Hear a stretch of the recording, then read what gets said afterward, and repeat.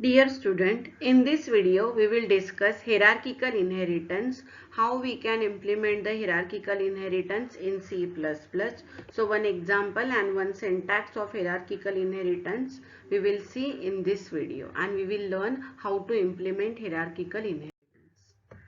So hierarchical inheritance, basically we know that hierarchical inheritance is nothing but there will be only one base class and more than one derived class. So this type of structure is called as hierarchical inheritance.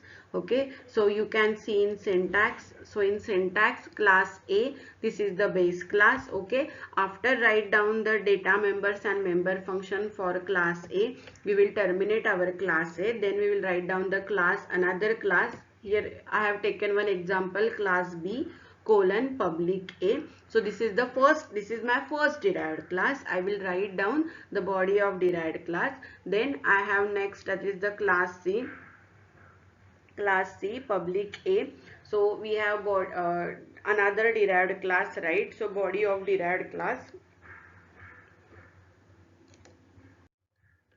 Okay, so this is the program of hierarchical inheritance. So in this we have total how many classes? Employee, manager and worker.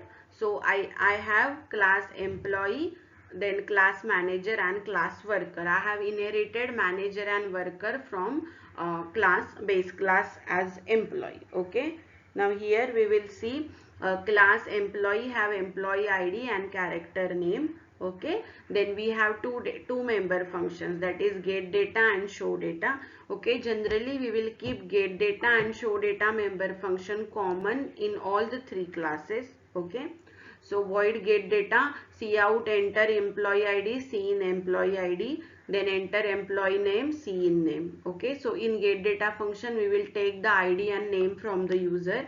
In show data member function we will take ID, we will display ID and name to the user. Then in class manager we have declared one more class, that is the additional allowance in manager. Okay, so along with ID and name, manager will have their additional allowance, so that may be in terms of money. So in void get data we will call employee scope resolution operator get data, because we want data for manager, employee ID for ID and name for manager as well as worker. So manager is derived from class employee. Then here void show data, we have employee scope resolution operator show data, means it will call first employee show data function from employee, then it will call their own statements, okay, which is available in manager show data. Then in class worker we have float over salary or overtime salary. So in overtime salary it is applicable for worker. So again we will take we will call the get data member function from employee, and then we will take the overtime salary, same case with show data.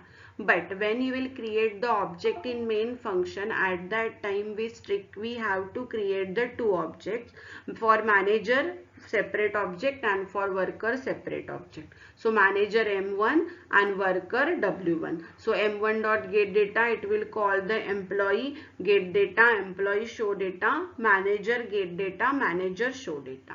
And in worker get data and show data, it will display the employee show data and get data as well as worker show data and get data. You can have the look on this output. Okay, manager name is Dinesh and worker name is Nitin. Okay, employee ID for manager is 123, employee ID for Dinesh is 234, overtime salary for Nitin is 300 and over additional allowance for Dinesh is 5000. Okay, thank you.